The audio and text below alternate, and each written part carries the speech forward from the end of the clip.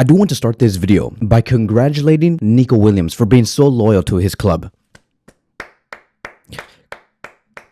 Congratulations to Nico Williams. You are the most loyal player I have ever seen in the past 10 years. It is almost impossible to see such a player with so much loyalty for their own club. This type of loyalty is what I wish every woman in the world had for their man. Like really, I am impressed. I'm impressed with what Nico Williams has done today. Like, this dude is so uninterested in winning more titles and winning the big titles only because he has so much love for Athletic Club. And once again, I have to give a round of applause to that. That is amazing. It is amazing to see this. However, I do want to say another thing. Obviously, Nico Williams stunned FC Barcelona and the rest of its fans earlier today by stating that he's going to be renewing with Athletic Club until 2032 or 2035. I believe it's anywhere around those years. But the point is that he did renew with Athletic Club. And the fact that Nico Williams renewed with Athletic Club until 2035, to me, that is insanity. Why am I saying that? That is because a few days ago, Nico Williams went to Barcelona and said, I want to join you guys. I want to go no matter what. I'm willing to ignore my contract renewal with Athletic Club, ignore Bayern Munich. I only want to join Barcelona and nothing more. And that is it. And so we're like, okay, great. That is amazing. We're going to ignore what we were going for earlier, which was Luis Diaz, Marcus Rashford, and we're going to meet Nico Williams halfway. And yes, it is real. Nico Williams did show the desire to join FC Barcelona. That was the only club he wanted. I'm talking about, it came to a point where the Athletic Club fans painted over the mural of Nico Williams with his brother in a wall. So it's very much real, right? Even the fans knew of Athletic Club. They knew that Nico Williams wanted to join FC Barcelona. None of this in the past 4 to 5 weeks was fake, but only to find out that the Barcelona executives and us learned that Nico Williams has made his decision through social media by stating that he will stay at Athletic Club. He did not even tell FC Barcelona what he was going to do next and whether he was going to join Barcelona or renew with Athletic Club. He just outright posted on social media, and the Barcelona executives found out through social media. The amount of disrespect amazes me.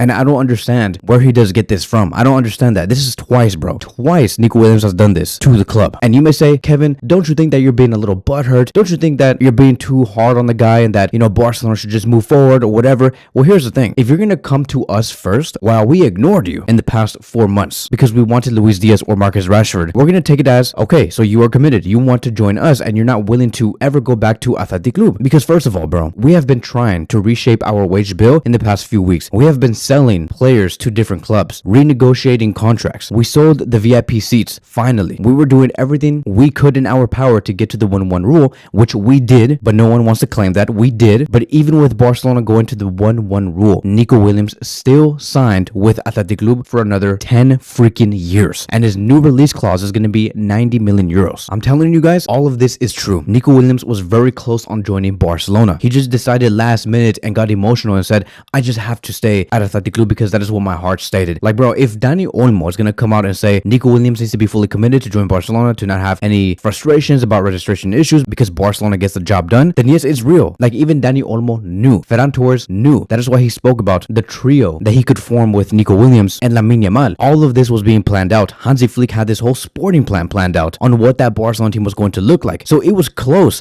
This whole thing was never fake news about, that he's close, that he's 99% certain to be joining. All of this is true, my friends. So the last thing I want to see is for many Barcelona fans to question all the social media accounts that represent Barcelona or whatever and say that you guys have been spreading false news and you guys were never reliable in the first place. No, who wasn't reliable in the first place was Nico Williams.